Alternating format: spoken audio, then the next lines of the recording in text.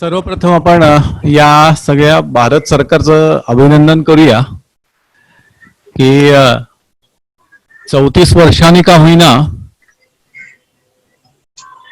सरकारला असं वाटलं की शिक्षण क्षेत्रात जरा काहीतरी लक्ष घालावं. शिक्षण क्षेत्रालाही महत्व आहे असं या सरकारला वाटलं आणि त्यामुळे एक समिती नेमली. 1.5-2 वर्षापूर्वी नेमली होती आणि त्यांनी हा सगळा ड्राफ्ट जो आहे तो तयार केला. आधी स्वामीनाथनकडे होता आणि आता त्याच्यानंतर रंगनाथन यांच्याकडे तो आला आणि त्याच्यानंतर जवळपास त्यांनी ड्राफ्ट तयार केल्यानंतर जवळपास 1 वर्ष तो आपल्या सगळ्यांना बघण्यासाठी होता. काही दिवसांपूर्वी तो मंत्रिमंडळाने त्याला मान्यता दिली आणि मग आपण त्याच्यावरती पुष्कळ जास्त चर्चा करायला लागलो. त्यामुळे बऱ्याच वेळेला सरकारांचं असं होतं की तातडीच्या गोष्टी कदाचित पटकन करायच्या पण महत्वाच्या गोष्टी मागे पडत जातात. त्यामुळे असेल कदाचित. पण 1986 नंतर 2020 सालीच एकदम जाग आली. आणखीन एका गोष्टीसाठी या सरकारचं अभिनंदन करूया की जी प्रक्रिया त्यांनी राबवली ती पण एक वेगळ्या प्रकारची आणि लोकशाही पद्धत होती. मग अशी म्हटलं तसं की जवळपास 241 जणांनी या सगळ्या ड्राफ्ट तयार करण्यात सहभाग घेतला. तो ड्राफ्ट सगळ्यांपुढे मांडल्यानंतर किंवा एक बेसिक कच्चा आराखडा केल्यानंतर त्याच्यावरती देशभरातनं सर्व राज्यांमधनं वेगळ्या प्रकारच्या परिषदा या घेण्यात आल्या. महाराष्ट्रातही अशी एक घेण्यात आली होती आणि त्या परिषदेला मी उपस्थित होतो. त्यामुळे खूप चांगल्या लोकांचा सहभाग या पहिल्या ड्राफ्ट करण्यामध्ये घेतला गेला आहे. नंतर तो सगळ्यांसाठी खुला करण्यात आला आणि सुमारे वर्षभर सगळ्यांना सूचना करण्यासाठी तो उपलब्ध होता. अगदी सामान्य माणसाला सुद्धा त्याच्यामध्ये कॉन्ट्रीब्युशन करणं हे शक्य होतं. आणि आता मंत्रिमंडळाने मान्यता दिल्यानंतर सुद्धा पुन्हा कार्यवाहीसाठी सूचनांसाठीचा वेळ हा दिलेला आहे. 31 ऑगस्ट पर्यंत नक्की दिला होता. आता वाढवलाय का मला कल्पना नाहीये. पण कार्यवाही सुद्धा कशी व्हावी ह्याच्याविषयी साठी सुद्धा सगळ्यांचा सहभाग त्याच्यामध्ये घेतलाय आणि त्यामुळे पुष्कळ चर्चा त्याच्यावरती सत्र परिषदा. त्याच्यानंतर मला असं कळलं की जवळपास 2 लाख सूचना आल्या होत्या. त्या सगळ्याचं सॉर्टिंग करून प्रत्येक सूचनेचा बारकाईने विचार करून याच्यामध्ये बदलही आवश्यक ते करण्यात आले आणि अंतिम मसुदा तयार करण्यात आला. आणि म्हणजे अशी इच्छाशक्ती असलेलं हे सरकार आहे हे बघून जरा बरं वाटलं. शैक्षणिक धोरणाच्या मध्ये पहिलंच वाक्य असं आहे, education is fundamental for achieving full potential, developing an equitable and just society and promoting national development. आतापर्यंतच्या सगळ्या ड्राफ्ट मध्ये किंवा आराखड्यांमध्ये धोरणांमध्ये जे म्हटलेलं होतं त्याच्यात developing and equitable and just society ही तर सगळ्या ड्राफ्ट मध्ये आलेलंच आहे. खरंच ते सगळ्यांपर्यंत शिक्षण पोचलं पाहिजे, देशाच्या कानाकोपऱ्यात पोचलं पाहिजे, दुर्गम आदिवासी भागामध्ये पोचलं पाहिजे, सगळ्यांना ते मिळालं पाहिजे, सगळ्यांना ते मिळणं शक्य व्हायला पाहिजे आणि त्यामुळे आर्थिकदृष्ट्या ताण येणार नाही किंवा फुकट फ्री निशुल्क असं मिळालं पाहिजे. यासाठीचा जो काही प्रवास झाला तो पण अतिशय चांगला आपल्या देशामध्ये झालाय. आणि आता या धोरणाप्रमाणे तर अगदी शाळा पूर्व वयापासून ते 12वी पर्यंत निशुल्क शिक्षण देण्याची सोय ही या धोरणामध्ये म्हटलेली आहे. आणि त्यामुळे मागच्या पानावरनं पुढे चालू तसंच या धोरणामध्ये म्हटलेलं आहे की आधीच्या धोरणात जे म्हटलेलं आहे तेच developing and equitable and just society यासाठी सगळ्यांना शिक्षण मिळावं यासाठी या सगळ्यामध्ये चांगली तरतूद ही केलेली आहे. पण मला या ड्राफ्टचे हे दोन आणखीन जे आधीचा मुद्दा आणि नंतरचा मुद्दा मांडलेला आहे तो या ड्राफ्टचं विशेष वैशिष्ट्य वाटतं. पहिला जो त्यातला मुद्दा आहे की fundamental for achieving full potential, एखाद्या विद्यार्थ्याच्या क्षमतांचं पूर्ण विकसन व्हावं यासाठी सुद्धा याच्यामध्ये भर घातलेली आहे आणि जास्त फोकस्ड, जास्त भर दिला गेलेला आहे. आणि त्यामुळे त्याच्याकडे आपण येऊयाच. आणि तिसरा मुद्दा जो आहे प्रमोटिंग नॅशनल डेव्हलपमेंट, तर एखाद्या देशाचा विकास होण्यासाठी, राष्ट्राचा विकास होण्यासाठी काय पद्धतीचं शिक्षण असायला हवं याचा मला अजून पुरेसा वाटत नाहीये विचार. परंतु एक नक्की पुढची पायरी या ड्राफ्टनी घेतली असं नक्की मला आता म्हणावंसं वाटतं. आणि त्यामुळे आत्ताच्या या ड्राफ्टमध्ये जे वेगळं आहे त्याच्यावरती मी जास्त बोलणार आहे. अन्यथा आपण सगळेजण ड्राफ्ट तर काय वाचू शकतो, म्हणजे तो 63-64 पानी ड्राफ्ट इंग्रजीतला आहे, हिंदीतही आता उपलब्ध आहे आणि नुकताच काल परवाच मराठीतनंही तो ड्राफ्ट आलेला आहे. आणि त्यामुळे माझं बोलण्याचा भर हा त्यातला दृष्टिकोन याच्याकडे जास्त असेल. त्यातले मुद्दे जे काय बाकीचे आहेत ते मी पटापट नंतर कव्हर करीन, परंतु काय दृष्टिकोनातनं या ड्राफ्टकडे बघूया याच्यावरती माझा बोलण्याचा कल असेल.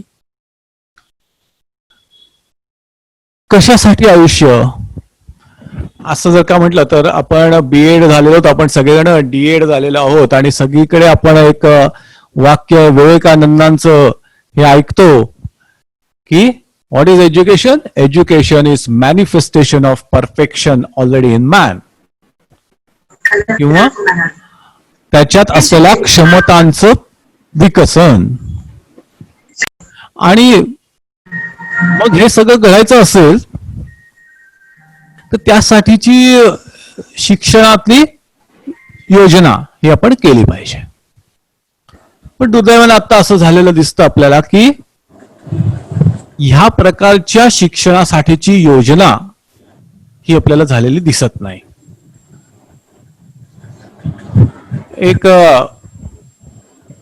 गरजांची चढण ही मांडलेली आहे. मॅस्लो नावाचा एक शिक्षण तज्ञ होता, सायकोलॉजिस्ट होता. त्यांनी असं म्हटलंय की मनुष्य जगतो कशासाठी, तर मनुष्य पहिल्यांदा जगतो ते त्याच्या फिजिओलॉजिकल नीड्स भागवण्यासाठी. त्याला पहिल्यांदा अन्न वस्त्र निवारा मिळावं लागतं आणि अन्न वस्त्र निवारा यासाठी त्याची धडपड ही सुरू झाली आणि ती भागली की मग त्याच्या हळूहळू पुढच्या पायऱ्यांचा विचार मग सुरू होतो. आणि त्यामुळे आपल्या देशामध्ये आधी पहिल्यांदा हेच करायला लागणार आहे आणि बरोबर पायऱ्यांनी आपण गेलो की शेतीत सुधारणा व्हायला पाहिजे, तशा अन्न सगळ्यांना मिळालं नसतं. श्वेतक्रांती, हरित क्रांती या सगळ्या गोष्टी घडणं गरजेचंच होतं. जेवायलाच मिळालं नाही, अंगावरती कपडा नाही, तर पुढच्या कुठल्या गोष्टींचा आपण विचार करणार. आणि त्यामुळे त्याच्यावरती आपल्या देशाने लक्ष केंद्रित केलं आणि अलीकडच्या काळात बरं चित्र आपल्याला दिसतंय. अजूनही योग्य असं पण मी म्हणत नाही, पण ते झाल्यानंतर माणसाच्या पुढच्या गरजा सुरू होतात, त्या म्हणजे सुरक्षितता याच्याविषयी विचार करायला लागतो. मग तो म्हणतो की मला नोकरी मिळेल का, त्याच्यातनं सुरक्षित पैसे मिळतील का, मला माझं घर स्वतःचं घर असेल का ज्यातलं कोणी मला हाकलून देणार नाही, मला आरोग्याची सुविधा मिळू शकेल का, असे सुरक्षिततेविषयीच्या भावना त्याच्यामध्ये निर्माण होतात. मग पुढच्या गोष्टी येतात की अरे मला माझं कोणीतरी असलं पाहिजे, मला कोणीतरी असलं पाहिजे, माझ्यावरती कोणीतरी प्रेम केलं पाहिजे, मी कोणावरती तरी प्रेम केलं पाहिजे आणि असं माझं काहीतरी कुटुंब हे असलं पाहिजे. त्यामुळे नातेसंबंध अशी पुढची गरज ही माणसाची निर्माण होते. आणि त्याच्यातून पुढे जातो तो म्हणजे एक इगो तयार होतो. मी कोणीतरी आहे, मला कोणीतरी विचारतंय, मी कोणासाठी तरी काम करतोय, माझं या समाजात काहीतरी स्थान आहे. अशा पुढच्या पायरीकडे जेव्हा माणूस जातो आणि ते त्याला मिळतं, त्यावेळेला तो अधिक समाधानी होतो. आणि सर्वात शेवटी जेव्हा त्याला असं लक्षात येतं की अरे आपल्या ज्या क्षमता होत्या की नाही त्या वापरता आल्या, आपल्याला आपल्या मनात जे होतं ते घडवता आलं, ते करता आलं, त्यावेळेला आयुष्याची एक सार्थकता अशी वाटते, आनंद वाटतं, समाधान वाटतं. मी नेहमी माझ्या विद्यार्थ्यांना म्हणतो की अरे तुम्ही आयुष्य कसं जगा, तर आयुष्याच्या शेवटचा दिवस डोळ्यासमोर आणा आणि मागे वळून बघता असा विचार करा. आणि त्यावेळेला काय व्हायला पाहिजे, त्यावेळेला समाधानी आयुष्य जगलो असं जर का वाटायला हवं असेल तर काय काय आयुष्यामध्ये कराल, असा विचार करून तुमच्या आयुष्याची आखणी करा. हे माणसाला हवं असतं. त्याला मॅस्लोनी सेल्फ ऍक्च्युलायझेशन असं म्हटलंय. मग अशाकडे आपल्याला आपलं शिक्षण न्यायला नको का? विवेकानंदांनी जे म्हटलेलं आहे की पोटेन्शियल मस्ट बी फुलफिल्ड, त्याचं एक्सप्रेस व्हायला पाहिजे, त्याचा वापर व्हायला पाहिजे. आणि मला असं वाटतं की त्याच्याकडे शिक्षणाने लक्ष द्यायची आता वेळ आलेली आहे.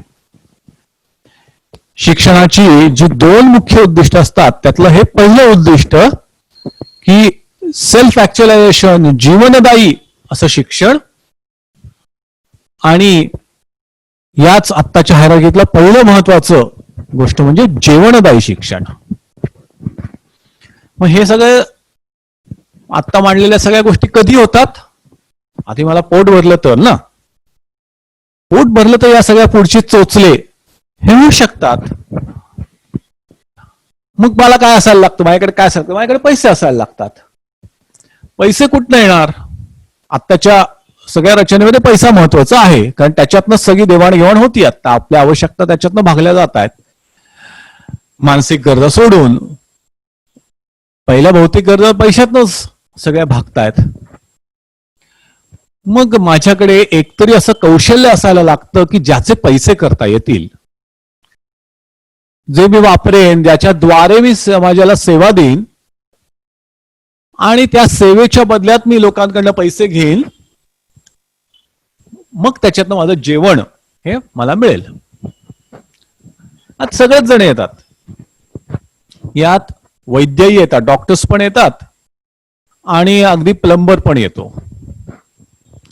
डॉक्टर जर हायर ऑर्डरचं काम करतो, जास्त चांगली व्हाईट स्कॉलर जॉब करतो, तो आरोग्य चांगलं ठेवण्याचा प्रयत्न करतो, आरोग्य नीट राहिलं नाही तर तो दुरुस्त करतो आणि त्याच्या बदल्यात आपण डॉक्टरला पैसे देतो, त्यामुळे तो तसा मिळवतो. अभियंता एखादं घर बांधतो आणि घर बांधण्याच्या बदल्यात पैसे मिळवतो.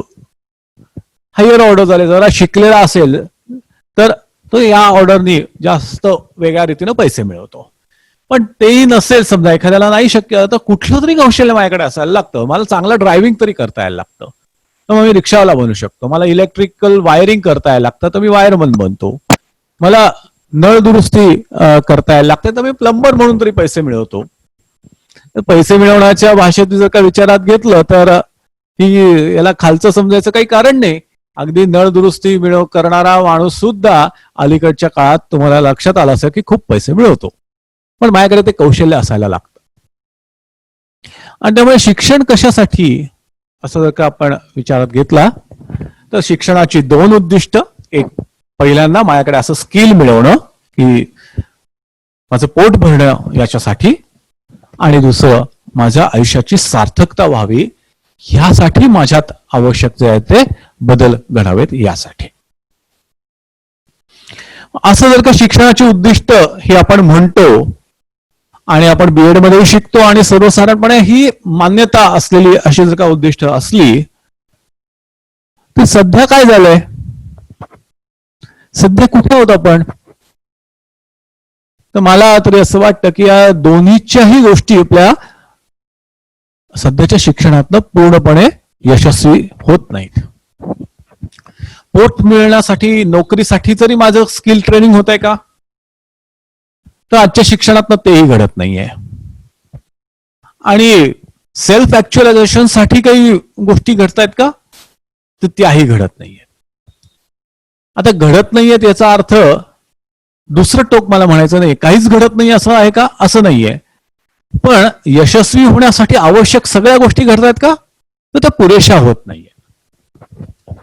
तुम्हाला सगळ्यांना एक गोष्ट कुठेतरी ऐकलेली माहिती असणार की विनोबाजींकडे एक विद्यार्थी जातो, नुकताच ग्रॅज्युएट झालेला असतो आणि तो म्हणतो की विनोबाजी, मला तुमच्या आश्रमामध्ये काहीतरी काम द्या.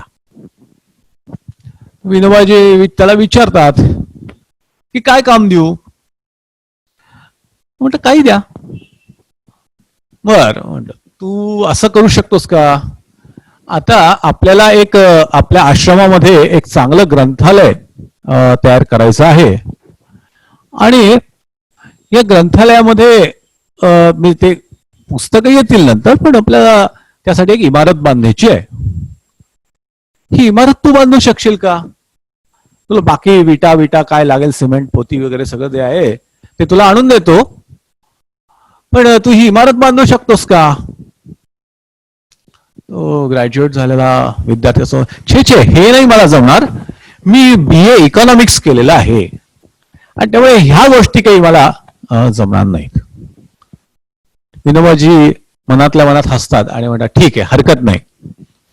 मग तू आणखीन काय करू शकशील, आपल्याकडे जवळपास 50-60 गुरं आहेत आणि त्याच्यातनं आपल्याला डेअरी प्रोडक्ट्स तयार करायचे असतात.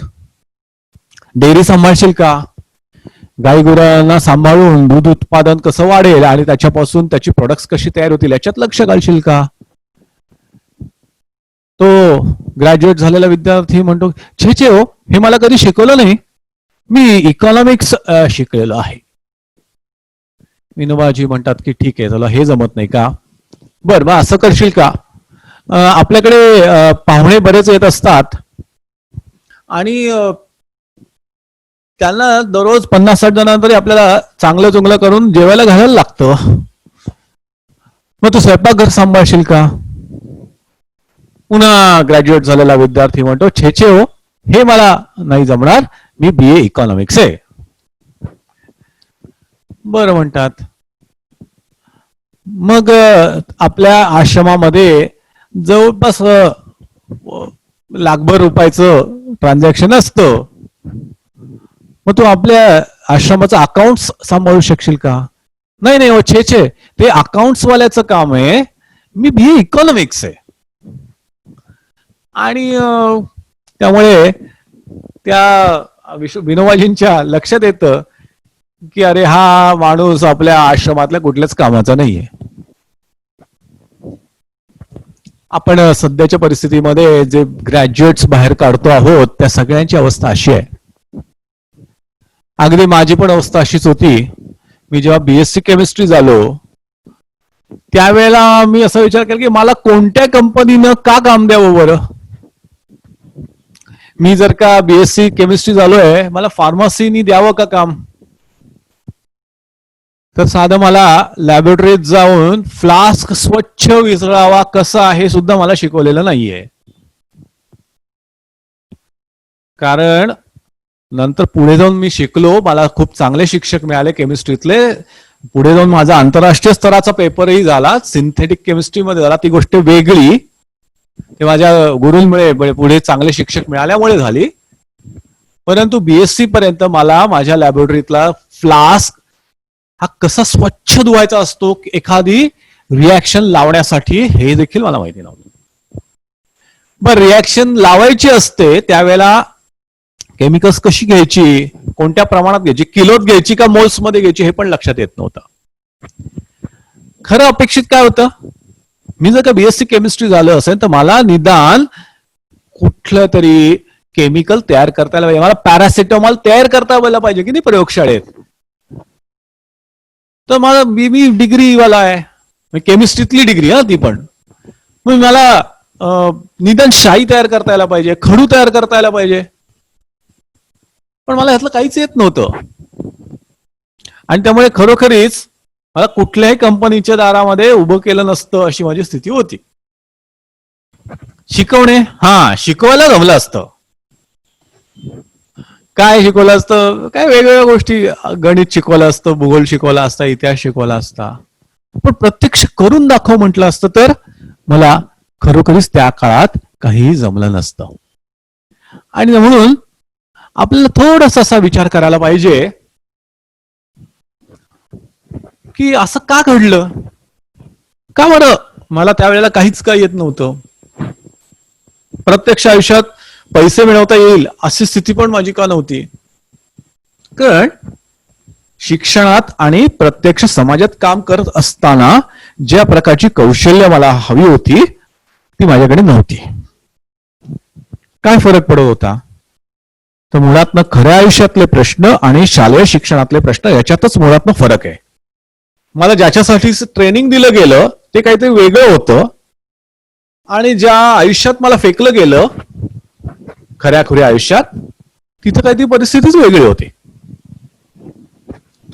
काय घडतं, मी जेव्हा खऱ्या आयुष्यात कामाला लागतो त्यावेळेला मला प्रत्येक दिवशी नवीन समस्येला सामोरं जायला लागतं. कुठलीही जुनी समस्या ही पुन्हा पुन्हा येत नाही, किंवा येते ती काहीतरी रूप बदलून येते. आणि त्यामुळे मला नव्याने विचार करायला शिकायला लागतं. एक थोडंसं उदाहरण घेतो की समजा आपल्यापैकी कोणीतरी आपले विद्यार्थी पुणे शहराचा जिल्हाधिकारी झाला आणि त्याच्या समोर आता निर्णय घ्यायचे आहेत ना, म्हणजे जिल्हाधिकाऱ्याला निर्णय घ्यायला लागतात. पुण्यामध्ये मेट्रो हवी की नको, मुंबईमध्ये लोकल आहे, मेट्रो आहे, मोनोरेल आहे, सगळं आहे. पुण्यात आता होऊ घातलेलं आहे. घ्यायचं की नाही, करायचं की नाही, हा प्रश्न सोडवण्यासाठी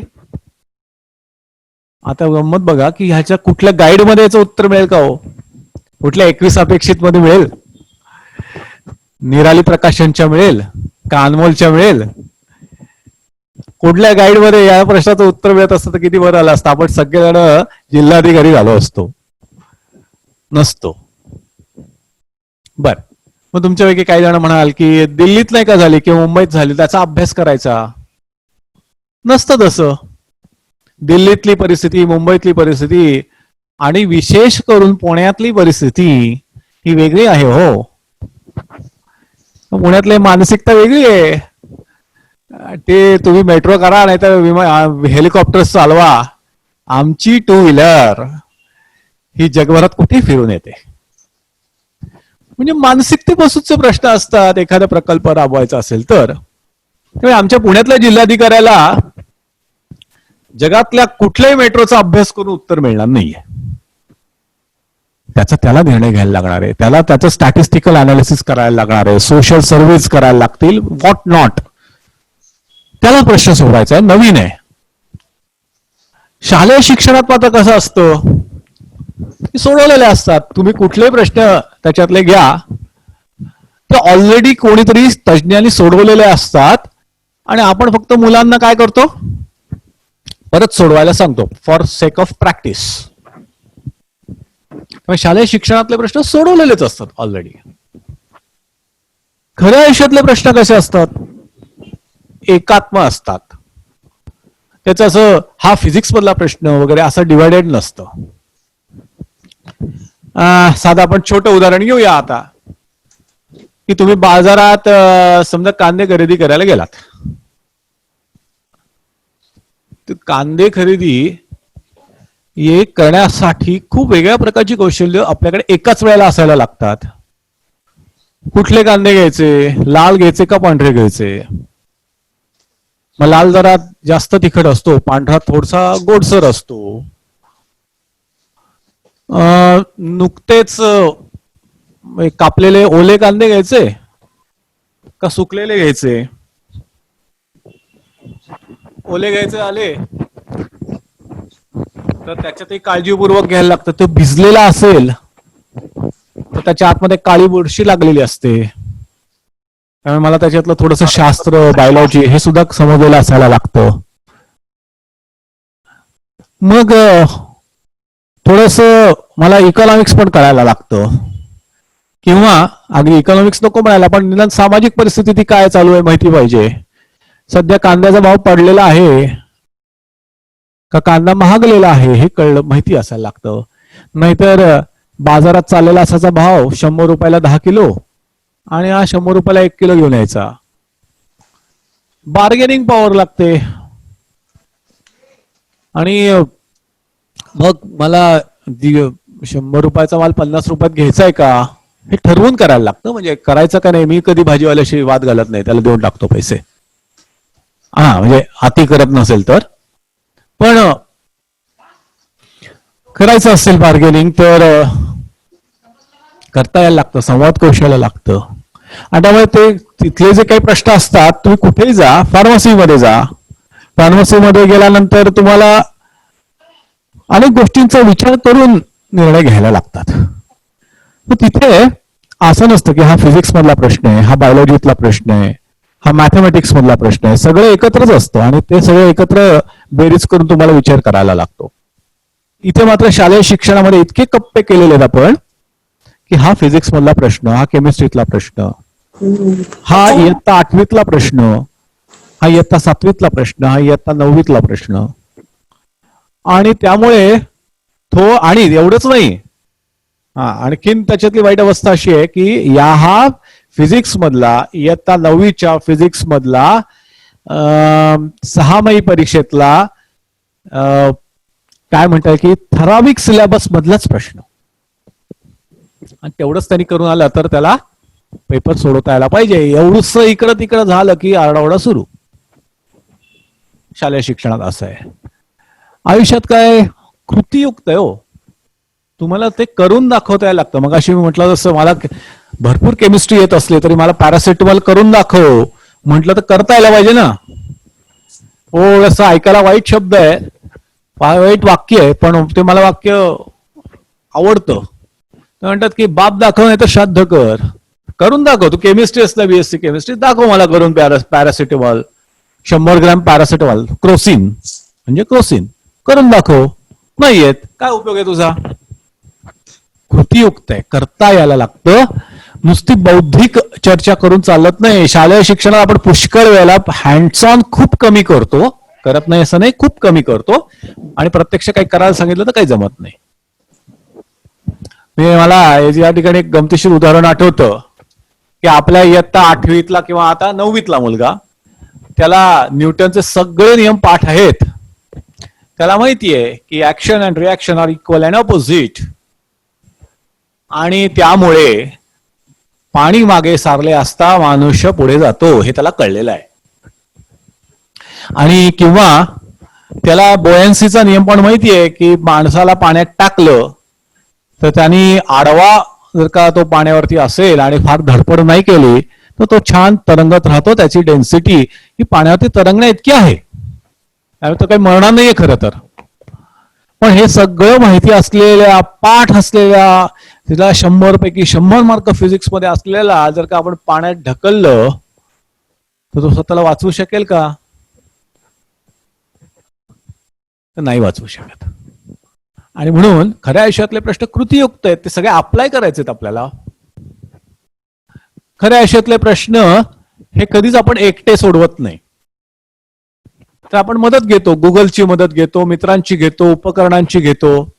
एखादी गोष्ट तुम्ही फार्मसीमध्ये गेलात आणि तुम्हाला जर का त्या औषधा जे तुम्हाला प्रिस्क्राईब केलेलं आहे ते औषध सापडलं नाही आणि तो म्हणालात की दुकानदार म्हणाला की नाहीये माझ्याकडे हे प्रोसेस, तुम्ही सर्च मारता की नाही गुगलवरती आणि म्हणता की पॅरलल द्या, किंवा काही जण त्याच्यात हल्ली मला जेनेरिक औषध द्या असं म्हणतात. गुगल मदतीला असतो आपल्या. एखाद्या दुकानात जाऊन तुम्ही किटली विकत घेणार, इलेक्ट्रिकल केटल विकत घेणार असाल तर तुम्ही लगेच अमेझॉन किंवा फ्लिपकार्ट वरती जाऊन बघता, अरे इथं कितीला आहे, 1800 रुपयाला आहे, मग तू 1700 ला देतोयस, मग ठीक आहे, मग दे. तो 1900 म्हटलं की लगेच दाखवतो, पण हे बघ मला इथे ऑनलाईन इतक्याला मिळतंय, मदत घेतो.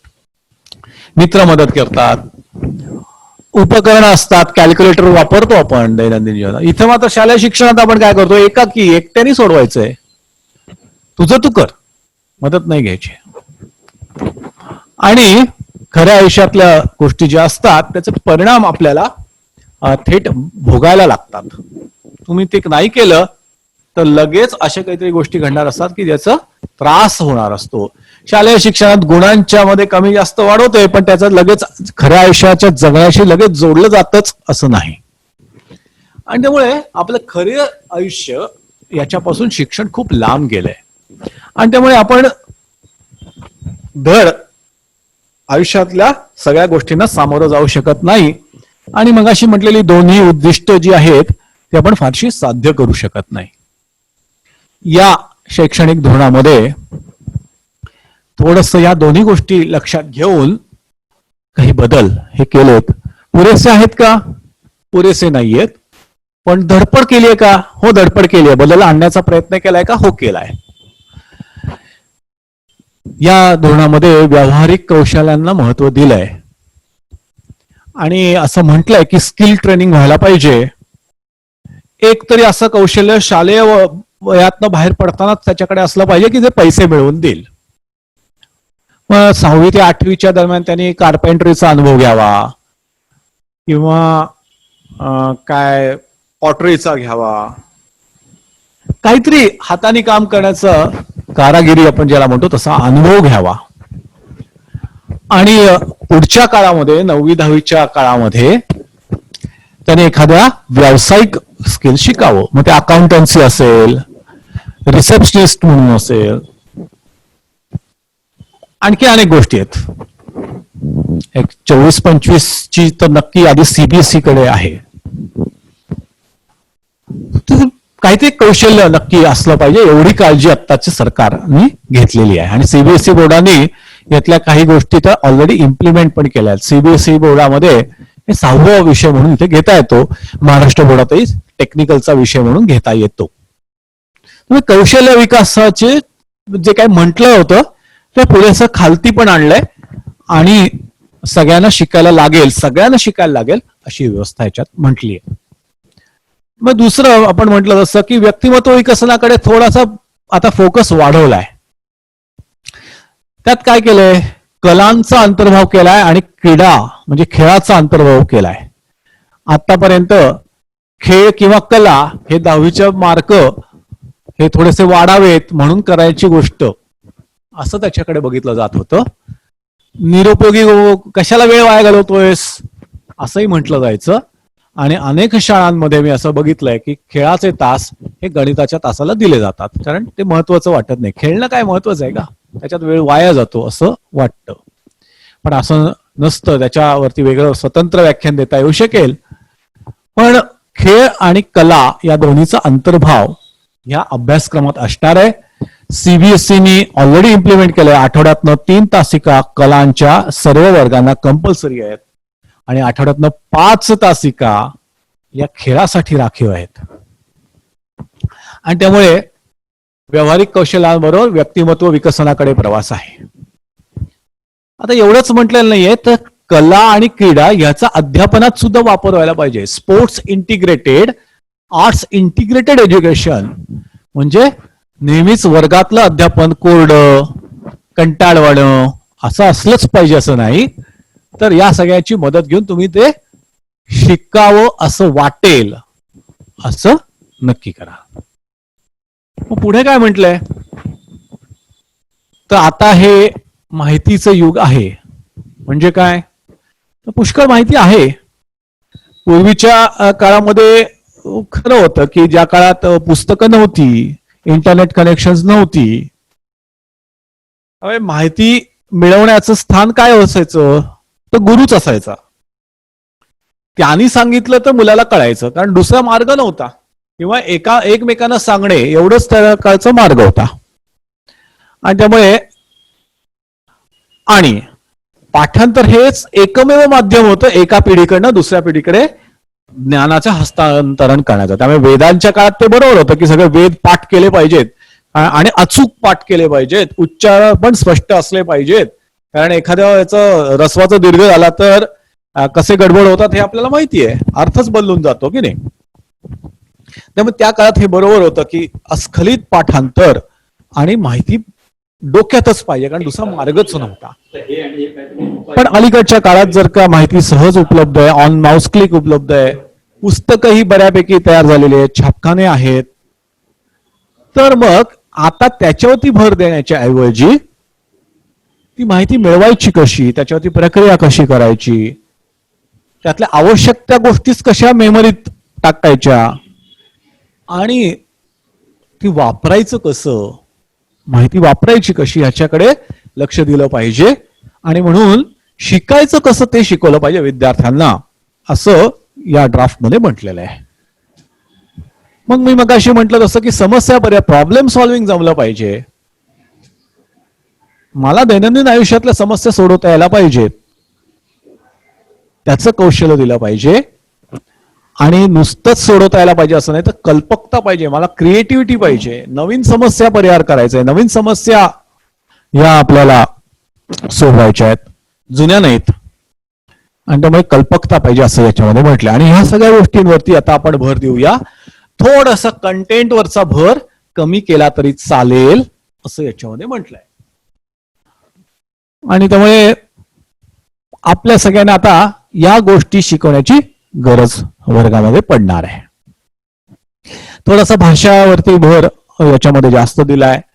बहुभाषा शिकवाव्यात, पहिली 5 वर्ष ही मातृभाषा नीट पक्की करून घ्यावी आणि नंतरची 2-3 वर्ष ही आणखीन एखादी 2-3 भाषा, त्रिभाषा सूत्र याच्यामध्ये म्हटलंय.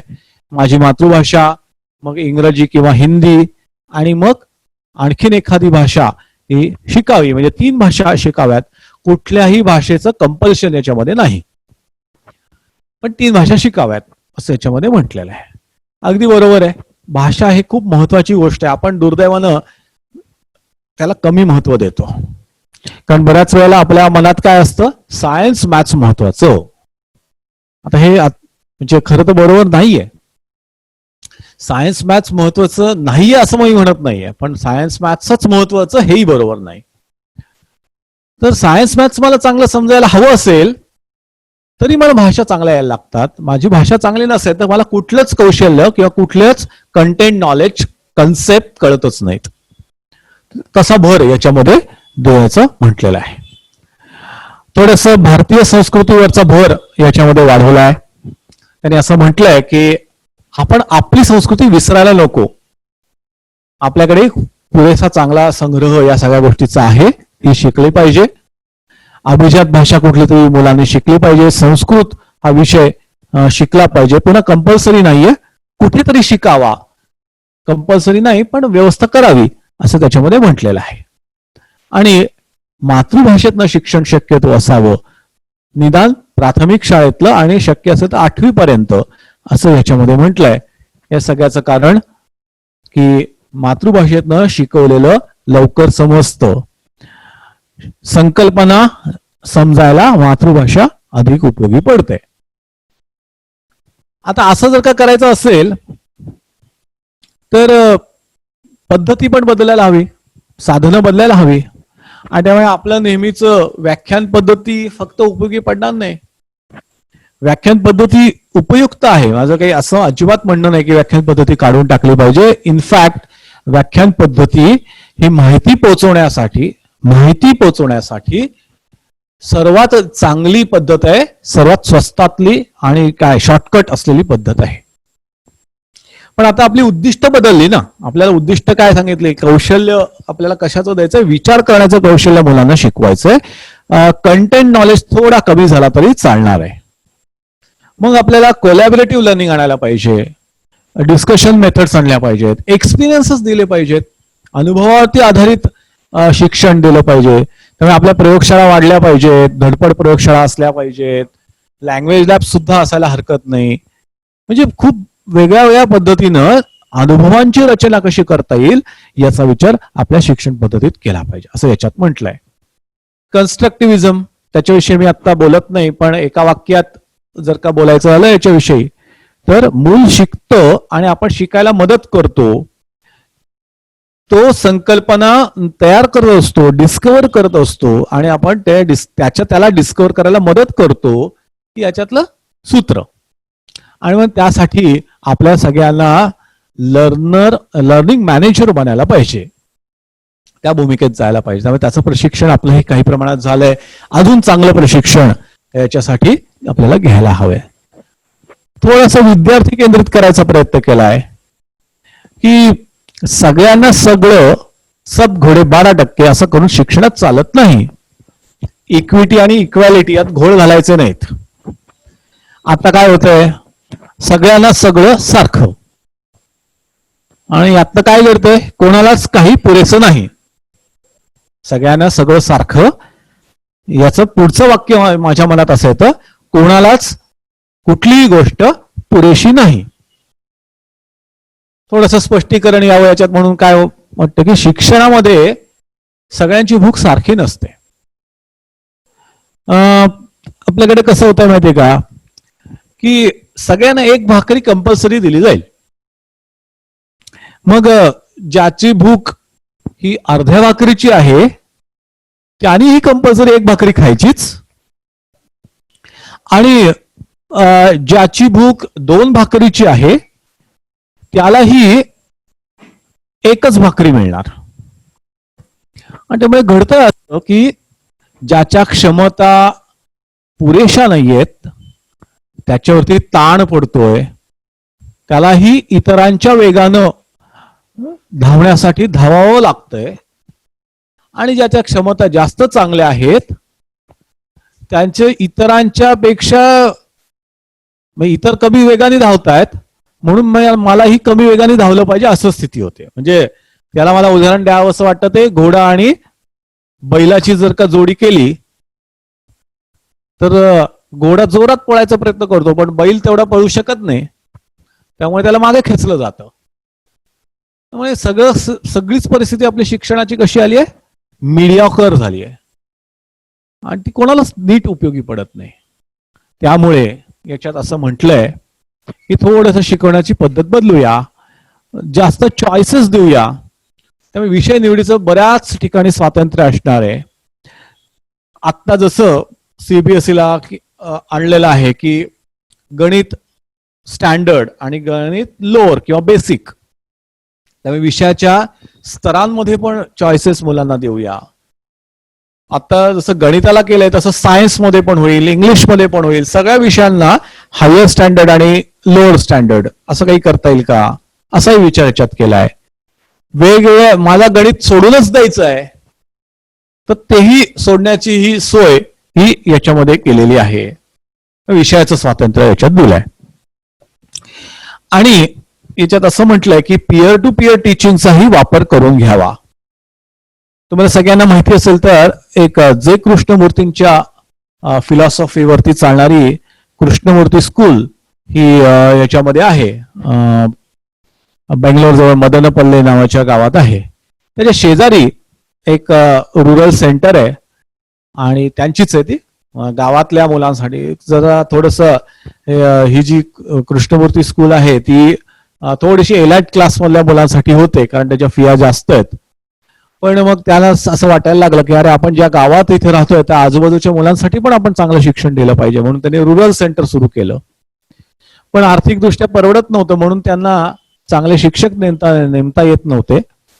तर मग त्यांनी काय केलं, तर शिक्षकांच्या ऐवजी मुलांनाच तिथे शिकवायला सांगितलं. आणि मग गमतीशीर रचना बसून गेली. थोडस पुढचं ज्याला येत आहे त्याने खालच्या मुलाला शिकवायचं, अशी करून त्यांनी एक चेन बसवली. यालाच मल्टीग्रेड मल्टी लेवल टीचिंग असं म्हणतात. आणि ही योजना खूप सक्सेसफुल झाली. शिक्षकांपेक्षा मुलांना मजा यायला लागली. मुलांना एकच पायरी वरचा असलेला विद्यार्थी शिकवतोय असं म्हटल्यानंतर जास्त चांगलं समजायला लागलं, कारण वरची पायरी असलेल्या मुलाला खालच्या पायरीवरती असलेल्या मुलाला काय नक्की अडत असेल हे जास्त चांगलं समजत होतं. मुलांशी मित्रांशीच चर्चा करायची आहे, त्यामुळे भीती वाटत नव्हती. आणि मात्र प्रोग्राम लर्निंग व्यवस्थित शिस्तीत त्याच्या रचनाही बसवलेली होती. त्यामुळे ते यशस्वी व्हायला लागलं म्हटल्यानंतर अनेक ठिकाणी तामिळनाडू, मद्रास मधल्या कॉर्पोरेशनच्या शाळेमध्ये आणि आता अनेक ठिकाणी ही योजना वापरली जाते. त्यामुळे सहाध्यायांनी शिकवायचं अशा प्रकारच्या रचना या काही याच्यामध्ये बसवायचं असं म्हटलेलं आहे. कठोर कप्पे नाही करायचे. जसं मग अशी फिजिक्स, केमिस्ट्री, बायोलॉजी असे कप्पेच्या बद्दल मी बोललो, तसं इथे त्यांनी असं पुढे जाऊन म्हटलंय की हे करिक्युलर आहे आणि हे को करिक्युलर आहे असंही नाही करायचं. तर एव्हरीथिंग इज करिक्युलर. कला हा पण करिक्युलमचा भाग आहे, खेळ हा पण करिक्युलमचा भाग आहे. आणि आता करिक्युलम कशाचा, तर करिक्युलम जो आहे तो पर्सनॅलिटी डेव्हलपमेंटचा करिक्युलम आहे, अकॅडमिक्सचा नाही. त्यामुळे शिक्षणाचं उद्दिष्ट हे थोडंसं पुढचं ठेवण्याचा विचार याच्यात केलाय. आपण बऱ्याच वेळेला शास्त्रांना थोडंसं जास्त उजवं महत्व देतो आणि सामाजिक शास्त्रांना डावं म्हणतो. तसंही नाही असं याच्यामध्ये म्हटलेलं आहे. इंटिग्रेटेड शिकवा असंही म्हटलेलं आहे. व्यावसायिक आणि पाठ्यपुस्तक, व्होकेशनल आणि अकॅडमिक्स असंही भेदभाव करायचा नाही. व्होकेशनल म्हणजे थोडंसं खालच्या दर्जाचं आणि अकॅडमिक्स म्हणजे तो आता PhD होणारच आणि म्हणून वरच्या दर्जाचं, असंही भेदभाव करायचा नाही असं याच्यामध्ये म्हटलंय. 2 भाषांमधून शिक्षण द्या असं म्हटलंय. कुठल्या 2 भाषा? एक मातृभाषा आणि मग जी मीडियम ऑफ इन्स्ट्रक्शन आहे ती भाषा. माझ्या शाळेमध्ये आम्ही 5वी, 6वी, 7वी मध्ये हा प्रयोग सहज करतो, नक्की करतो. आणि आमच्याकडे जरी इंग्रजी माध्यमाची CBSE बोर्डाला जोडलेली शाळा जरी असली तरी आमच्याकडे इंग्रजीचा दुराग्रह नाही.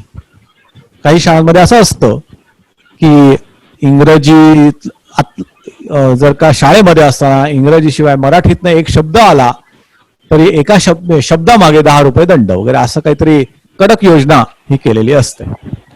पण आम्ही उलट असं शाळेमध्ये म्हणतो की संकल्पना समजली नाही तर मराठीतनं शिकवा.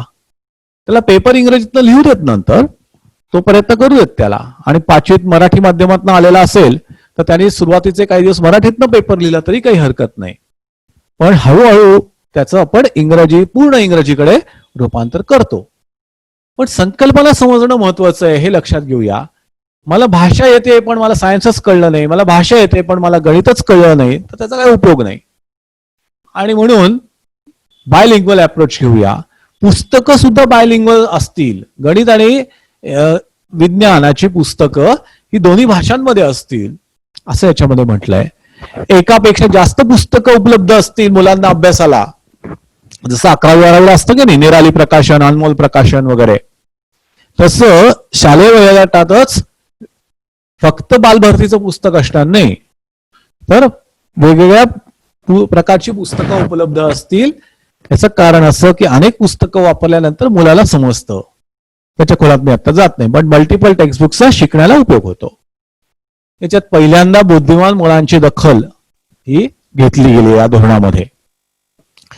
जसं आपल्याला जी मुलं कच्ची आहेत, ज्यांना थोडंसं शिकायला अडचणी आहेत, यांची दखल आपल्या वर्गात घेतली पाहिजे, तसं वर्गामध्ये जी बुद्धिमान मुलं आहेत त्यांचीही दखल घेतली गेली पाहिजे. पूर्वी अ तुकडी ते ड तुकडी वगैरे असं असायचं, ते आज मोडून काढलंय, हरकत नाही त्याला. परंतु जी मुलं जास्त गतिमान आहेत त्यांची दखल घेतली नाही तर आपली अमेरिका होईल. जर का बुद्धिमान मुलांची दखल आपण घेतली नाही तर आपली अमेरिका होईल. मी असं का बरं म्हणतोय? तर अमेरिकेत असं घडलं, जे सगळं आपण आत्ता विचार करतोय सगळ्यांना सारखं, तसाच विचार 70च्या दशकात अमेरिकेने केला आणि त्याचे परिणाम त्यांना भोगायला मिळाले. त्यांचं असं झालं की त्यांच्याकडे त्यांचे मुलं शास्त्रज्ञच बनेनात, त्यांची मुलं हायर ऑर्डरमध्ये कुठेही काम करेनात. आणि असं का झालं, असं ज्यावेळेला अभ्यास करण्यासाठी त्यांनी समिती नेमली त्यावेळेला त्यांच्या असं लक्षात आलं की बुद्धिमान मुलांना सुद्धा नॉर्मल ट्रीटमेंट दिल्यामुळे त्यांची बुद्धिमत्ता विकसितच झाली नाही. दे कॅमोफ्लेज देमसेल्व्स, ते स्वतःला सामान्य मुलासारखं बदल करतात, स्वतःमध्ये बदल करतात सामान्य मुलासारखं. आणि मग विकसन झालं नाही तर त्याचा उपयोग होत नाही. आणि त्यामुळे काय घडतंय, बाकीच्या देशांमधून येणारी मुलं भराभर हायर पोस्ट घेत आहेत आणि आपली मुलं मात्र मागे पडतायत. हा अहवाल वाचण्यासारखा आहे. त्या टायटल आहे द नेशन डिसिव्ड. टायटलच काय म्हटलंय, द नेशन डिसिव्ड, आणि सब टायटल आहे how America's education system hold back bright children. अमेरिकेतली शिक्षण व्यवस्था हुशार विद्यार्थ्यांना कशी मागे खेचून धरते. आणि त्यामुळे या धोरणामध्ये असं आणलंय की बुद्धिमान मुलांची दखल घ्या, त्यांच्यासाठी जास्तीच्या एनरिचमेंट ऍक्टिव्हिटीज ठेवा, त्यांच्यासाठी क्लब स्थापन करा, आणि एवढंच नाही तर बीएड स्पेशल एज्युकेशन जसं असतं तसं बीएड गिफ्टेड एज्युकेशन सुरू करा. बुद्धिमान मुलांसाठी तशा पद्धतीनं प्रशिक्षण घेतलेले शिक्षक लागतात, त्याचा आपण बीएड कोर्स सुरू करूया असं याच्यात म्हटलंय. ज्ञानप्रबोधिनीच्या प्रज्ञामानस संशोधिकेने असा डिप्लोमा सुरू करून 5 वर्ष झाली, आणि नवोदय विद्यालय वगैरे अशा सैनिकी स्कूल याच्यातले अनेक शिक्षक याच्यात प्रशिक्षण घेऊन जातात. आणि शेवटचा याच्यातला पद्धतीतला मुद्दा म्हणजे 9वी ते 12वी याच्यामध्ये खूप वेगवेगळ्या प्रकारचे विषय अनुभवायला मिळणार आहेत, एक्सपोजर मिळणार आहे. त्यातून त्याला पुढचा डिग्रीसाठी विषय निवडता येणार आहे. आणि त्यामुळे आपल्याकडे 11वी 12वीला जसं स्ट्रीम होऊन जायची, science maths, science commerce arts, तशी स्ट्रीम सुरू करण्याची घाई ही याच्यामध्ये होणार नाहीये. आणि 9वी ते 12वी याच्यामध्ये कोणते तरी 24 विषय याचं एक्सपोजर विद्यार्थ्यांनी घ्यायचंय. आणि मग डिग्रीला सुद्धा ते त्याला पाहिजे तसं कॉम्बिनेशन तो घेऊ शकेल. म्हणजे उदाहरणार्थ माझ्याकडे एक आनंद देवपूरकर म्हणून विद्यार्थी होता. त्याने म्हणजे तो कमाल मुलगा होता, प्रचंड बुद्धिमत्ता असलेला मुलगा. त्याने भारताला मॅथमॅटिक्स ऑलिम्पियाड मध्ये 2दा रिप्रेझेंट केलं. आणि एवढंच नाही तर पुढे जाऊन तो डिग्रीला अमेरिकेत गेला, त्यामुळे अमेरिकेतनं एकदा मॅथमॅटिक्स ऑलिम्पियाडला अमेरिकेला रिप्रेझेंट केलं. ह्या मुलांनी बीएसला म्हणजे अमेरिकेत डिग्री घेताना काय केलं, काय विषय घ्यावेत, खूप गमतीशीर कॉम्बिनेशन होतं. पहिला विषय त्याचा होता लॉजिक, दुसरा विषय होता मॅथमॅटिक्स, ते समजण्यासारखं आहे, हे दोन्ही विषय समजण्यासारखे आहेत. तिसरा विषय होता त्याचा संस्कृत, आणि चौथा विषय होता संगीत. आता असे विषय घेऊन डिग्री हे आपल्या देशात कुठेही मिळत नाही. फ्लेम युनिव्हर्सिटी पुण्यामध्ये आहे, तिथे असे काही काही कॉम्बिनेशन आता मिळायला सुरुवात झाली आहे, पण अशी पद्धत आपल्याकडे नाहीये. मग आता असं त्यांनी विचित्र कॉम्बिनेशन घेतलं तर काय उपयोग, असं काही जणांच्या मनात येईल. पण त्याला पुढे जाऊन कम्प्युटेशन क्षेत्रामध्ये, आर्टिफिशियल इंटेलिजन्स क्षेत्रामध्ये खूप चांगली संधी ही त्याला मिळाली, आणि तो आज त्या क्षेत्रात खूप चांगलं काहीतरी काम करतोय, मॅथमॅटिकल मॉडेलिंग आणि या सगळ्या. आणि या सगळ्यामध्ये एक सूत्र आहे, सगळ्यामध्ये खरं तर लॉजिक आहे. संगीताच्या पाठीमागे लॉजिक आहे. संस्कृत एक लॉजिकल भाषा आहे. असे काहीतरी कॉम्बिनेशन घेऊन सुद्धा पुढे जाणारे विद्यार्थी आणि काहीतरी चांगलं करून दाखवा. त्यामुळे कॉम्बिनेशन सुद्धा मिळू शकणार आहेत. स्ट्रीम्स ही कन्सेप्ट याच्या पुढे जाणार. आता पुढे पटपट जातो, कारण पुढच्या गोष्टी ज्या आहेत त्या सगळ्या तुम्हाला वाचून कळण्यासारख्या आहेत, त्यामुळे मी फक्त मुद्दे घेतो. शाळापूर्व जो काही वर्ग असतात ते आणले याच्यात कायद्याखाली. फाउंडेशनल स्टेज म्हणजे आपल्याकडे play group, junior KG, senior KG, या सगळ्या ज्या काही गोष्टी आहेत या गोष्टी येतात त्यांनी धोरणामध्ये आणल्या, आणि त्याच्यासाठी कायदा असेल, शासनाचं नियंत्रण असेल. खूप चांगली गोष्ट झाली असं मला वाटतं. कारण त्याचं कारण ते फी वरती नियंत्रण वगैरे असं नाहीये, तर त्याचं कारण मला असं वाटतं की आपल्या देशामध्ये अजूनही गरिबी खूप आहे, पालकांचं शिक्षण न झालेलं आहे अशी लोक आहेत, शिक्षण झालं तरी शहाणपण नसलेले पालक आहेत. आणि त्यामुळे महत्वाच्या वयोगटात, ज्यात वाढीचं वय आहे त्या वयोगटात कडे जर का आपले शिक्षक लक्ष देऊ शकले तर सर्व स्तरातल्या मुलांची चांगली प्रगती होईल. आणि आपल्या शाळेत सुद्धा जे चांगला प्रकल्प झालाय की पूर्व प्राथमिक मधनं प्राथमिक शाळेत येताना जो खडखडाट होतो गिअर बदलताना, त्यासाठी काय काय करायला पाहिजे याचं जे काम आपल्या शाळेमध्ये झालंय ते कौतुकास्पद आहे. खरं तर खूप छान गोष्ट आहे. तर त्याचीच दखल या धोरणामध्ये घेतली आहे की शाळेपूर्व स्थितीतनं सगळेच जण आल्यामुळे पहिलीमध्ये मग फारशी अडचण होणार नाही. मग पहिल्या 3री ते 5वीला प्रिपरेटरी स्टेज म्हटलंय, 6वी ते 8वीला मिडल स्टेज म्हटलंय, आणि 9वी ते 12वीला हायस्कूल म्हटलेलं आहे. त्यामुळे आता आपल्याकडे जशी 10+2 स्ट्रक्चर आपण म्हणायचो, त्याच्याऐवजी आता 5+3+3+4 असं स्ट्रक्चर म्हणायला लागेल. त्यामुळे 9वी ते 12वी असं एक युनिट होईल. पटकन जातो पुढे. आकारिक मूल्यमापन म्हटलंय. समेटिव्ह मूल्यमापनाचे तोटे आपल्याला माहिती आहेत. समेटिव्ह मूल्यमापन एकदा केलं की शिक्का मारला की संपलं, त्या मुलाचं आयुष्य उद्ध्वस्त. असं न करता परीक्षा कशासाठी असतात? तर परीक्षा शिकताना ज्या अडचणी निर्माण झालेल्या आहेत त्या लक्षात विद्यार्थ्याच्या आणून देऊन त्या सुधारणा करायला मदत करण्यासाठी असतात. परीक्षा कशासाठी? शिकताना काय अडथळे निर्माण झाले ते लक्षात घेऊन विद्यार्थ्याला मदत करण्यासाठी परीक्षा असतात. आपल्याकडे काय झालंय? परीक्षा ह्या धमकावण्यासाठीचं साधन झालंय. त्यामुळे बघ, या परीक्षेत चांगले मार्क नाही मिळाले तर तुझं काही खरं नाही, किंवा मुलांना अभ्यास करायला लावण्यासाठी झाल्यात. परीक्षा जवळ आली, आता तरी अभ्यास कर, असं आपलं सहज वाक्य असतं. फिनलँडमध्ये गेलो होतो. फिनलँडमध्ये काय केलं जातं? तर आपल्यासारखं लाल पेन घेऊन ते तपासायलाच मुळात बसत नाही. त्यांच्याकडे हिरवं पेन असतं. आणि हे हिरव्या पेनाने पहिल्यांदा काय करतात? हिरवं पेन याचा अर्थ तर ते असं सांगतात की तुझ्यात काय चांगलं आहे, तुला काय जमलंय, या कन्सेप्ट मधलं काय समजलं आहे हे ते त्या विद्यार्थ्याला सांगतात. त्यामुळे त्याचा पहिला कॉन्फिडन्स निर्माण होतो की अरे मला हे जमतंय.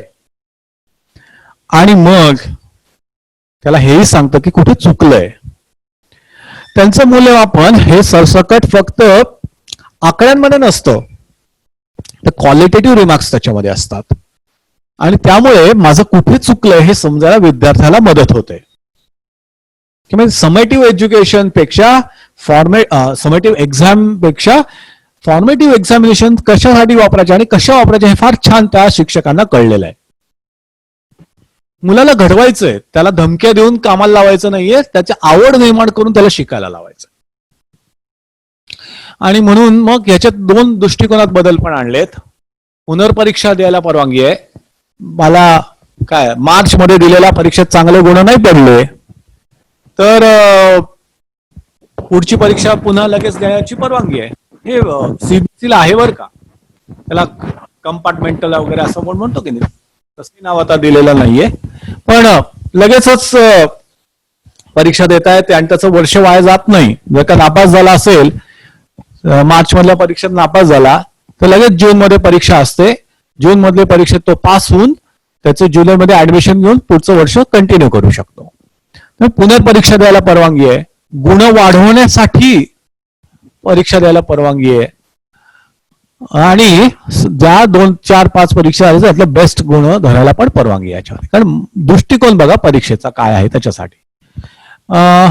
क्षमता अधिष्ठित परीक्षा असाव्यात, कंटेंट बेस्ड नसाव्यात. आता हा मोठा विषय आहे त्यामुळे त्याच्या खोलात मी आता जात नाही. पण फक्त चूक का बरोबर असं न करता त्याला हे जमलंय, हे जमलंय, हे जमलं नाहीये, हे जमलं नाहीये असं मार्किंग करणारं काहीतरी रुब्रिक्स हातात असताना त्याचं मूल्यमापन करायला जावं असं त्याच्यात म्हटलंय. प्रक्रिया प्रधान असावं, त्याला थिंकिंग स्किल जास्त चांगली जमावी, पाठांतर नाही. आता काही ठिकाणी पाठांतर लागतं, तिथे पाठांतर करावंच लागेल, परंतु सगळ्या पाठांतरावरती आधारित सगळी परीक्षा होणार नाही. आणि असं म्हटलंय की बोर्डाच्या परीक्षा 3री, 5वी, 8वी, 10वी, 12वी अशा 5 वेळा होणार. आता गमतीशीर आहे, मी पहिलं जे काय म्हटलं त्याला हे कॉन्ट्रडिक्टरी वाटू शकेल की अरे 5 वेळा परीक्षा म्हणजे ताण नाही का वाढला? तर खरंय, ताण वाढला. पण याच्यात पुढे जाऊन त्याने असं म्हटलंय की हे मुलाला त्रासदायक ठरणार नाही, तर शाळांचं शिक्षण कसं चालू आहे, शाळांमधलं शिक्षण कसं चालू आहे हे सरकारला कळावं म्हणून शालेय व्यवस्थेचं परीक्षण करण्यासाठी या बोर्डाच्या परीक्षा या असतील.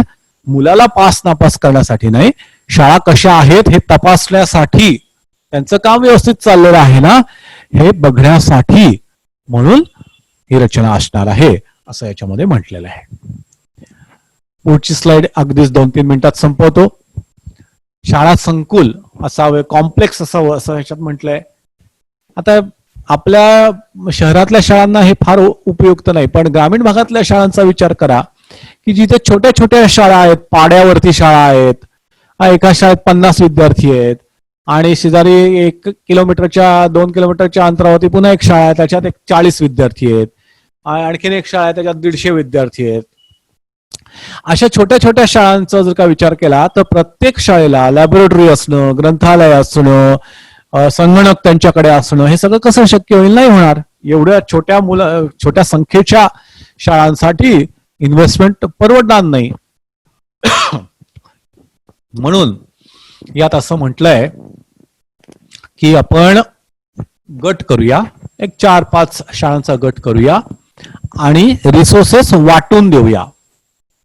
पहिला, चौथा, 5वा मुद्दा मी एकत्र घेतो आता, की संकुलासाठी नियुक्त्या करता येतील, अपॉइंटमेंट्स फॉर स्कूल कॉम्प्लेक्स. आता काय होतं बघा की 40 विद्यार्थ्यांची शाळा आहे, तिथे एकच शिक्षक नेमता येतो. तो शिक्षक सगळ्या गोष्टी करतो, तोच मुख्याध्यापक असतो, तोच क्लार्क असतो आणि त्यामुळे घडतं असं की काम व्यवस्थित होऊ शकत नाही. आणि तो एकदा रजेवरती राहिला की शाळेला सुट्टी. नेहमीच्या आपल्या शाळेच्या सुट्ट्या आहेतच, पण याची रजा म्हणजे शाळेला सुट्टी असते. कसं करायचं? तर रिसोर्सेस वाटून घेऊया आणि म्हणून शिपाई 3-4 शाळांना मिळून एक शिपाई नेमला, 3-4 शाळांना मिळून एक ग्रंथपाल नेमला, 3-4 शाळांना मिळून एक क्रीडा शिक्षक नेमला, 3-4 शाळांना मिळून एक कला शिक्षक नेमला. असं करणं शक्य होईल. मग तो फिरता राहील असं याच्यामध्ये म्हटलेलं आहे. याच्यात आणखीन एक उद्देश, 2 नियुक्त्या म्हटल्यात, एक सामाजिक कार्यकर्ता, सोशल वर्कर आणि काउन्सिलर असं ह्याच्यामध्ये म्हटलेलं आहे. सोशल वर्कर कशासाठी? की त्यांनी समाजात जाऊन मुलांना शाळेत आणण्यासाठी. आता सध्या काय परिस्थिती आहे? पटाची संख्या कमी होईल म्हणून शिक्षकच दारोदारी भटकतो आणि मुलांना शाळेत आणतो, त्याची नोकरी जाऊ नये म्हणून. हे मला योग्य वाटत नाही. हा शिक्षकाचा तशा अर्थाने मान घालवल्यासारखा आहे.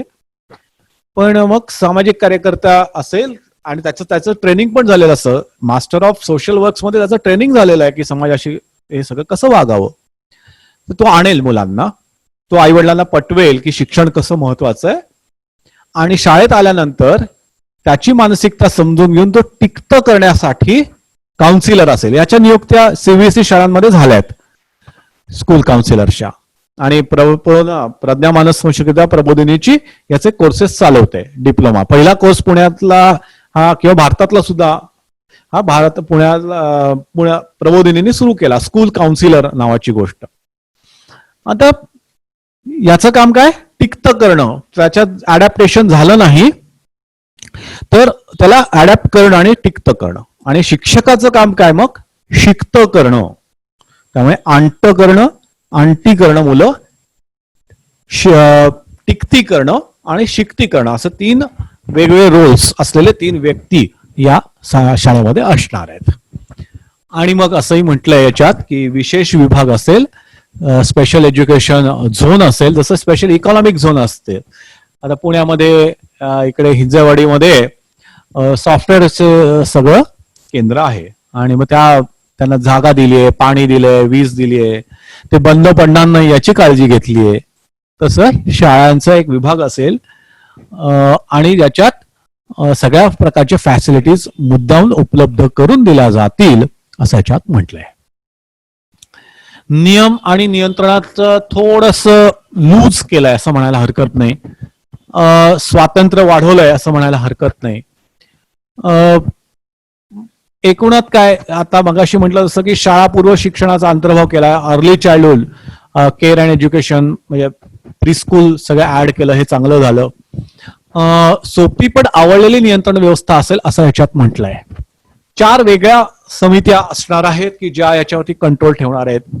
आता काय घडतं, आता शिक्षणाधिकारी आपल्या शाळेमध्ये आला की आपल्याला भीती वाटते नाही का, की तो काय म्हणजे नक्की काय करणार, आता तो बहुधा त्रास द्यायलाच आला असावा अशी आपली पण मानसिकता असते आणि त्याची आपल्याला त्रास देण्याची क्षमताही असते. असं घडू नये म्हणून 4 वेगळ्या समित्या असतील. नियंत्रण ठेवणारं वेगळं कोणीतरी असेल, नियम तयार करणारं कोणीतरी वेगळं असेल असं म्हटलेलं आहे. त्याच्या खोलात मी आता जात नाही. पण तुमच्या शाळेमध्ये हा वर्ग जो आहे की नाही, तो 10x10 ऐवजी 10x9 आहे.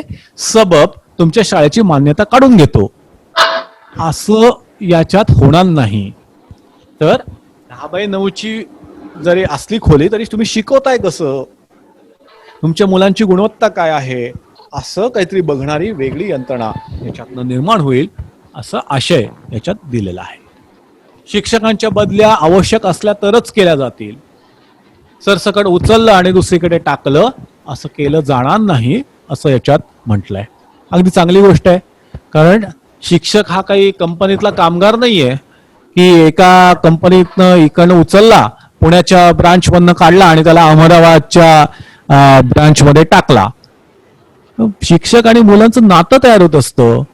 शिकवता शिकवता त्यांची इतकी बंध चांगली नाती तयार होतात आणि तुम्ही उचलला शिक्षकाला दुसरीकडे टाकून दिला का, तर त्याची नोकरी टिकवायची म्हणून, तर त्या सगळी मुलं जी शिकती झालेली असतात ती अनेक वेळेला बाहेर पडतात. त्यामुळे हे नातं ह्युमन रिलेशन आहे, याची दखल या अहवालात घेतली आहे. गुणवत्तेवरती बढत्या असं म्हटलेलं आहे. एकच उदाहरण घेतो की बऱ्याच वेळा काय करतो मुख्याध्यापक कसा ठरतो, तर काय नाही, सिनियरिटी प्रमाणे. मग सिनियरिटी प्रमाणे करताना अडचण काय होते, तर त्याचं वय वर्ष 56 वगैरे झालेलं असतं, किंवा काही वेळेला तर अगदी 57 झालेलं असतं आणि शेवटचे 6 महिने या वर्ष राहिलेलं असतं, त्याला आपण मुख्याध्यापक करतो. त्याचं लक्ष लागलेलं असतं, कधी एकदा रिटायर होतो त्याच्याकडे, त्याला बऱ्याच वेळेला राहिलेला रजा संपवण्याचा मोह होतो. चूक काही नाही याच्यात, म्हणजे याच्यात मानवी वृत्ती आहे, त्यामुळे त्याची दखल विचार केला पाहिजे आपण व्यवस्था म्हणून. मग ज्याच्यातलं नेतृत्वच तेवढं ऍक्टिव्ह नाहीये, ती शाळा काय होणार, ती शाळा सुद्धा चालतीये म्हणून चालू राहते. आता हे मी सरसकट सगळीकडे म्हणत नाहीये, पण बहुतांश ठिकाणी असं दिसतं की मुख्याध्यापकच कधी एकदा रिटायर होतो या मोडमध्ये असतो, आणि त्यामुळे एखाद्या शाळेमध्ये तरुण, त्याचा खूप उत्साह आहे, काय ते करून दाखवायचंय, अशा 40 ते 45 मधल्या शिक्षकाला मुख्याध्यापक करायला अडचण काय, पाहिजे तर बाय रोटेशन करावं, गुणवत्तेवरती करावं. अशा काही गोष्टींची दखल ही याच्यामध्ये केली आहे, ज्याने शाळेमध्ये एक वेगळं चैतन्य निर्माण होऊ शकेल. पुढे येतात असं म्हटलंय की स्तर बदल करता येऊ शकेल. शिक्षक जर का असं म्हणाला की मी माध्यमिक शाळेला शिकवायचा मला कंटाळा आला, मी आता प्राथमिक शाळेत जाऊन शिकवतो, या प्राथमिक शाळेतल्या शिक्षकाला असं वाटलं की आपण माध्यमिक शाळेत जाऊन शिकवावं, तर याला परवानगी दिली. याच्यात तुमचं वेतन प्रोटेक्ट करून वेतनात फरक न करता सुद्धा असं करायला याच्यात परवानगी दिलेली आहे. आणि खूप खूप खूप आनंदाची गोष्ट म्हणजे शिक्षकांना व्यवस्थापनात मॅनेजमेंटमध्ये घ्यावं असं याच्यात म्हटलेलं आहे. म्हणजे जाता कॉमेंट माझी याच्यावरची अशी की याचबरोबर राजकारण्यांना स्थान नाही असं अवश्य याच्यामध्ये म्हणावं असं मला वाटतं, कारण त्यांनी काय काय गडबडी झाल्या आहेत याच्या घटना आपल्या सगळ्यांना माहिती असतील. पण शिक्षकांचा सहभाग झाल्यामुळे काय होईल, ज्याला त्यातलं कळतं तो त्याचा मालक झाला की तो अधिक आनंदाने काम करतो, तो जास्त चांगल्या रीतीने काम करतो. त्यामुळे शिक्षक हेच मालक झाले तर ते मनापासून अधिक कामही करतील, आणि ज्याला समजतंय तो निर्णय घेणारा भाग झाला की निर्णयही अधिक अचूक होतील. त्यामुळे हे सगळं जे काही धोरण आहे याचं अगदी थोडक्यात म्हणायचं झालं तर जीवनदायीचा पण विचार केलाय, जीवनदायीचा पण विचार केलाय, नियंत्रणाचा विचार केलाय, पण स्वातंत्र्याचाही विचार केलेला आहे. खर्च ही गुंतवणूक म्हणून बघूया असं म्हटलेलं आहे, कारण शिक्षणावरती खर्च होत नाही तर शिक्षणात गुंतवणूक करायची असते असं याच्यामध्ये म्हटलेलं आहे. आणि कालसुसंगत व्हावं म्हणून टेक्नॉलॉजीचा आणि लर्नर सेंटर्ड शिक्षण कसं होईल याचा विचार करावा असं म्हटलंय. एकूणात चांगली पॉलिसी वाटतीये, पण अर्थातच काही प्रश्न आहेत. ते प्रश्न फक्त वाचतो पटकन. जीवनदायी ते जीवनदायी बदलासाठी आता ही योग्य आहे का वेळ आहे का, पण त्या स्थितीमध्ये याच्यावरती विचार करायला लागेल. औपचारिक आणि अनौपचारिक शिक्षण दोन्ही शिक्षकांना देता येऊ शकेल का, त्यांचं ट्रेनिंग तसं झालंय का, याचा विचार करायला लागेल. बीएडचे कोर्सेस तसे आपल्याला बदलायला लागतील. स्वातंत्र्य दिलं पण म्हणजे घेता यायला लागतं, ते घेण्याचंच प्रशिक्षण आपलं झालेलं आहे का, याच्यावरती विचार करायला लागेल. अलोकेशन वाढवावं असं आजपर्यंतच्या सगळ्या सरकारांनी म्हटलंय. जीडीपीच्या तसंच इथेही म्हटलंय की 4.43% 6% खर्च करावा, पण आजपर्यंतच्या एकाही सरकारला हे शक्य झालेलं नाही. ते करण्याची मानसिकता या सरकारची आहे का माहिती नाहीये, बघायला लागेल. भारतीयत्व आणावं असं याच्यामध्ये म्हटलंय, पण भारतीयत्व म्हणजे काय याच्यावरती नीट बारकाईनं विचार करायला पाहिजे. जर ते चांगलं आहे ते पुढे आणूया, पण उगाच गाईच्या शेंगामध्ये सोनं सापडतं वगैरे अशा काहीतरी अनसायंटिफिक गोष्टी जर का आपण आणायला लागलो, किंवा त्याचा एक वेगळा दुराग्रह किंवा दुराभिमान पण निर्माण होतो की आमच्याकडे सगळं होतंच, आमच्याकडे विमान तयार केलेलंच होतं, किंवा आमच्याकडे काय अणुबॉम्ब पण होता वगैरे, असं ज्याचा काही आता उपयोग नाही, असला तर असला पण आता याचा काही उपयोग नाही असं काहीतरी म्हणजे भारतीयत्व, असं जर का आपण काहीतरी आणलं तर तेही चुकीचं होईल असं मला स्वतःला असं वाटतं. आणि शेवटची महत्वाची गोष्ट म्हणजे या सगळ्यासाठी चांगले अध्यापक कसे आणणार. फिनलँड आहे कारण तिथले विद्यार्थी सर्वात पहिलं करिअर शिक्षक म्हणून निवडतात. प्राधान्यक्रमामध्ये शिक्षक. आपल्याकडे कसं युपीएससी एमपीएससी करण्यासाठी आता खेचाखेच चालू असते, तसं फिनलँडमध्ये शिक्षक बनण्यासाठी खेचाखेची चालू असते. पहिल्या दर्जाचे विद्यार्थी तिथे शिक्षक बनतात. आपल्या देशात कसं हे बदल घडवून आणणार, हा माझ्या पुढचा एक महत्वाचा प्रश्न हा आहे. माझ्या मनात जेवढं होतं आणि माझा या धोरणाप्रतीचा एक जो काही दृष्टिकोन आहे तो मांडण्याचा मी इथे प्रयत्न केला. माझ्या मनातले प्रश्नही इथे काही थोडेसे मांडले. संपूर्ण धोरण तुम्ही सगळेजण वाचू शकाल त्याच्याबद्दल खात्री आहे. आपण सगळे शिकलेलो आहोत, मराठीतनं पण आहे, इंग्रजीतनं पण आहे, हिंदीतनं पण उपलब्ध आहे. त्यामुळे तांत्रिक तपशिलात मी फार घुसलो नाही.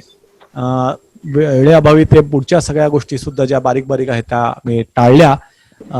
माझं प्रतिपादन हे मी इथं केलेलं आहे. आपल्या कोणाला या सगळ्यावरती काही म्हणायचं असेल, काही प्रश्न विचारले असतील तर त्याच्यासाठी आता आपण वेळ ठेवूया. नाईक सर धन्यवाद. सगळ्यात महत्वाचं म्हणजे नाईक सरांनी या सगळ्या धोरणाकडे कोणत्या दृष्टीने बघावं. म्हणजे सरांनी अब्राहम मास्लोच्या पिरॅमिड पासून तर सरांना पडलेले प्रश्न, सर म्हणजे शिक्षकांचे प्रतिनिधी म्हणून ते प्रश्न पडलेले होते. म्हणजे मला वाटते हे प्रत्येकच शिक्षकाच्या मनात हे प्रश्न उपस्थित झाले असतील. प्रश्न भरपूर आहेत सर. म्हणजे तुम्ही जसं म्हणाला की तांत्रिक बाबीत मी शिरलेलो नाही आहे, तर मला असं वाटतं की बऱ्याच जणांच्या डोक्यामध्ये त्या तांत्रिकते बाबतीतच बरेच प्रश्न आहेत की याची कार्यवाही कधी होईल, त्या प्री प्रायमरीचं काय होईल, 11वी-12वीचं कसं जोडलं जाईल. तर या प्रश्नांकरता आपण एक वेगळा सेशन करूया. कारण आता सगळ्यांनी बऱ्याच वेळपर्यंत ऐकलेलं आहे, एक दृष्टिकोन मिळालेला आहे. म्हणजे कुठल्याही धोरणाकडे बघताना कशा पद्धतीने बघावं हा जो सगळ्यात महत्वाचा भाग असतो, दृष्टी, ती आता सगळ्यांना मिळालेली आहे. तुम्ही जसं म्हणालात की ते सगळं धोरण जे आहे ते उपलब्ध आहेतच, तर ते सगळे शिक्षक वाचतील आणि एकदा आपण परत केव्हा तरी भेटूया आणि प्रश्न उत्तराचाच फक्त कार्यक्रम करूया. परत एकदा धन्यवाद. Thank you very much sir.